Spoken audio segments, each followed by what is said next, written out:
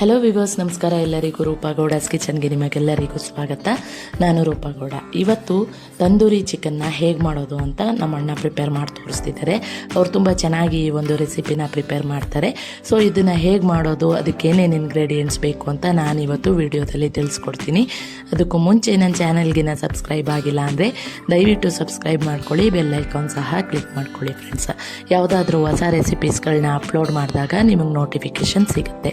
ಇದು ತುಂಬಾ ಜ್ಯೂಸಿಯಾಗಿ ಹಾಗೆ ತುಂಬಾ ಸಾಫ್ಟ್ ಆಗಿರ್ತಕ್ಕಂಥ ರೆಸಿಪಿ. ಇದನ್ನು ಹೇಗೆ ಮಾಡೋದು ಮತ್ತು ಇದಕ್ಕೆ ಏನೇನು ಇಂಗ್ರೀಡಿಯೆಂಟ್ಸ್ ಬೇಕು ಅಂತ ಸಿಂಪಲ್ ಮೆಥಡಲ್ಲಿ ತಿಳಿಸ್ಕೊಡ್ತಾರೆ. ಬನ್ನಿ ಇದನ್ನು ಹೇಗೆ ಮಾಡ್ತಾರೆ ಅಂತ ತಿಳಿಯೋಣ. ಮೊದಲನೇದಾಗಿ ಫ್ರೆಂಡ್ಸ್, ಇಲ್ಲಿ 3/4 kg ಚಿಕನನ್ನು ತೊಗೊಂಡಿದ್ದೀವಿ.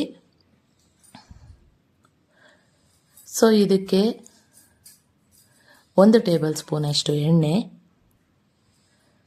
ಅರ್ಧ ಟೀ ಸ್ಪೂನಷ್ಟು ಅರಿಶಿನ ಪುಡಿ, ರುಚಿಗೆ ತಕ್ಕಷ್ಟು ಉಪ್ಪು, 1 ಟೇಬಲ್ ಸ್ಪೂನಷ್ಟು ಧನಿಯಾ ಪುಡಿ, 1 ಟೇಬಲ್ ಸ್ಪೂನ್ ಶುಂಠಿ ಬೆಳ್ಳುಳ್ಳಿ ಪೇಸ್ಟ್, ಅಚ್ಚಕಾರದ ಪುಡಿ 1 ಟೇಬಲ್ ಸ್ಪೂನ್, ನಿಂಬೆ ರಸ ಅರ್ಧ ಹೋಳು ಅಂದರೆ 1 ಟೇಬಲ್ ಸ್ಪೂನಷ್ಟು, ಅರ್ಧ ಟೇಬಲ್ ಸ್ಪೂನಷ್ಟು ಮೆಣಸಿನ ಪುಡಿ, 2 ಟೇಬಲ್ ಸ್ಪೂನ್ ಮೊಸರು, 1 ಟೇಬಲ್ ಸ್ಪೂನ್ ತಂದೂರಿ ಮಸಾಲ. ಈ ಎಲ್ಲ ಇಂಗ್ರೀಡಿಯೆಂಟ್ಸ್ನು ಬಳಸಿ ಚಿಕನ್ ಮ್ಯಾರಿನೇಷನ್ಗೆ ಒಂದು ಮಸಾಲಾನ ಪ್ರಿಪೇರ್ ಮಾಡಿಕೊಳ್ಬೇಕು.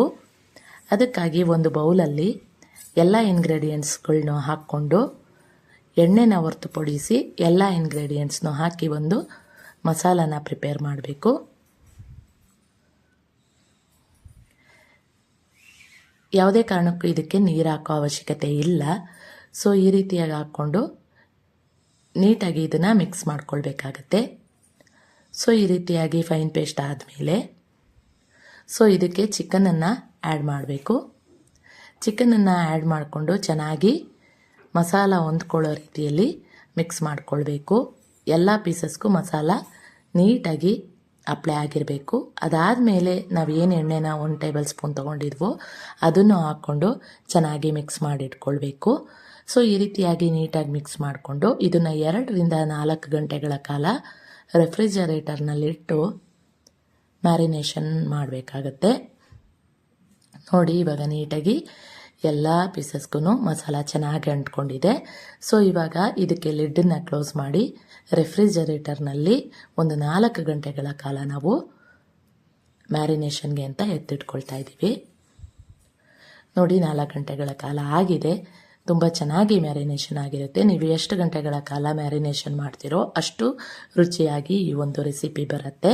ಸೊ ಇವಾಗ ಗ್ರಿಲ್ ಸ್ಟ್ಯಾಂಡ್ ಮೇಲೆ ಈ ಎಲ್ಲ ಚಿಕನ್ ಪೀಸಸ್ಗಳನ್ನೂ ಇಟ್ಕೊಂಡು ಮೈಕ್ರೋ ಓವನಲ್ಲಿ ಈ ಒಂದು ರೆಸಿಪಿನ ಮಾಡ್ತಿದ್ದೀನಿ. ಮೈಕ್ರೋ ಓವನ್ ಇಲ್ಲ ಅಂತ ಹೇಳಿದ್ರೆ ತವಕ್ಕೆ ಸ್ವಲ್ಪ ಎಣ್ಣೆನ ಹಚ್ಚಿ ತುಂಬ ಕಡಿಮೆ ಫ್ಲೇಮಲ್ಲಿ ಈ ಒಂದು ರೆಸಿಪಿನ ನೀವು ಮಾಡ್ಕೊಳ್ಬಹುದು. ಸೊ ಮೈಕ್ರೋ ಓವನ್ ಇರೋರು ಈ ರೀತಿಯಾಗಿ ಇಟ್ಕೊಂಡು, ನಾನು ಇದು LG ಮೈಕ್ರೋ ಓವನ್ ಆಗಿರೋದ್ರಿಂದ ಸೊ ಇದನ್ನು ಗ್ರಿಲ್ ಕಾಂಬಿ 3ಗೆ ಸೆಟ್ ಮಾಡಿಕೊಂಡು 35 ಮಿನಿಟ್ಸ್ ಟೈಮನ್ನು ಸೆಟ್ ಮಾಡ್ಕೊಳ್ತಾ ಇದ್ದೀವಿ. ಸೊ ಇದು 35 ನಿಮಿಷ ಸೆಟ್ ಮಾಡಿ ಒಂದು 20 ನಿಮಿಷ ಬೆಂದ ನಂತರ ಓವನ್ ಸ್ಟಾಪ್ ಮಾಡಿ ಆ ಚಿಕನ್ ಮೇಲೆ ಸ್ವಲ್ಪ ಬಟರನ್ನು ಹಾಕಿ ಚಿಕನನ್ನು ಉಲ್ಟಾ ಮಾಡಿ ಮತ್ತೆ ಒಂದು 15 ನಿಮಿಷ ಬೇಯಿಸ್ಕೊಂಡ್ರೆ ಸೂಪರಾಗಿ ತಂದೂರಿ ಚಿಕನ್ ರೆಡಿ ಆಗುತ್ತೆ ಫ್ರೆಂಡ್ಸ್. ತುಂಬಾ ಚೆನ್ನಾಗಿರುತ್ತೆ. ಪುದೀನ ಚಟ್ನಿ ಜೊತೆ ಇದನ್ನು ಸರ್ವ್ ಮಾಡ್ಬೋದು. ಈ ಒಂದು ರೆಸಿಪಿ ನಿಮಗೆಲ್ಲರಿಗೂ ಇಷ್ಟ ಆಗಿದೆ ಅಂತ ಭಾವಿಸ್ತೀನಿ. ಇಷ್ಟ ಆಗಿದ್ದರೆ ಪ್ಲೀಸ್ ಲೈಕ್ ಮಾಡಿ, ಶೇರ್ ಮಾಡಿ, ಕಮೆಂಟ್ ಮಾಡಿ. Thank you.